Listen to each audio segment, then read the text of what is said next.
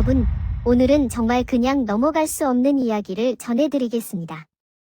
이재명 대통령이 미국 뉴욕 증권거래소에서 열린 한국경제설명회에서 한 발언 때문인데요. 대통령이 이렇게 말했습니다.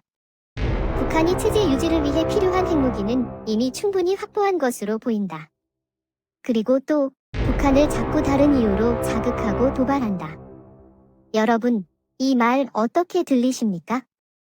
대한민국 대통령의 입에서 나온 발언이라고 하기에는 참 이해하기 어렵습니다.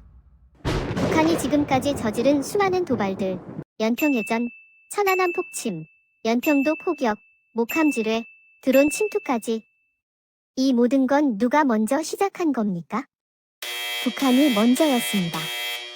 그런데 마치 우리가 북한을 자극하고 문제를 일으킨 것처럼 비칠 수 있는 말, 이게 과연 옳은 걸까요? 사실 이런 발언은 처음이 아닙니다. 2004년 노무현 대통령도 미국을 찾아가 북한의 핵과 미사일 보유에 일리가 있다고 말해 큰 논란을 일으켰습니다. 그때 한미 관계가 얼어붙고 국내 여론도 심각하게 갈라졌던 거 기억나시죠? 이재명 대통령의 이번 발언은 그때와 너무 닮아 있습니다. 문제는 시점과 장소입니다. 미국 투자자들 앞에서 한국의 안보와 신뢰를 보여줘야 할 자리에서 북한의 핵을 체제 유지용이라 말하고 한국이 북한을 자극하는 듯한 뉘앙스를 풍겼다면 투자자들은 한국을 안정적 파트너로 볼 수 있을까요? 오히려 한국 리스크를 키우는 발언이 돼버린 겁니다. 나라지킴이 TV는 이렇게 생각합니다. 대통령의 말 한마디는 곧 국가의 신뢰이고 안보 그 자체입니다. 북핵을 단순히 체제 유지용이라 규정해버리면 결국 북한은 절대 핵을 포기하지 않을 것이라는 결론만 남게 됩니다. 그럼 우리 정부가 내세운 중단 축소 비핵화 해법은 스스로 모순에 빠지게 되죠. 그렇다면 어떻게 해야 합니까?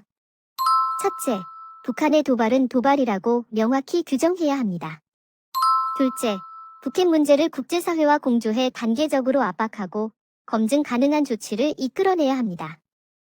셋째, 한미 동맹을 확실히 강화해 북한이 감히 도발할 수 없는 억지력을 갖춰야 합니다. 여러분, 나라를 지키는 건 애매한 발언이 아닙니다. 강한 안보, 굳건한 동맹, 그리고 확실한 의지입니다. 대통령이 어떤 메시지를 내놓느냐에 따라 북한은 오판할 수도 있고 동맹은 흔들릴 수도 있습니다. 우리가 지켜야 할 건 북한의 체제가 아니라 대한민국 국민의 안전과 미래입니다. 나라지킴이 TV는 앞으로도 이런 문제를 날카롭게 짚어드리겠습니다. 오늘 나라지킴이 TV가 전한 소식이 유익하셨다면 구독과 알림 설정 부탁드립니다. 그래야 중요한 정보를 빠르게 받아보실 수 있습니다. 좋아요도 꼭 눌러주시고 댓글로 여러분의 생각과 의견을 활발히 나눠주세요.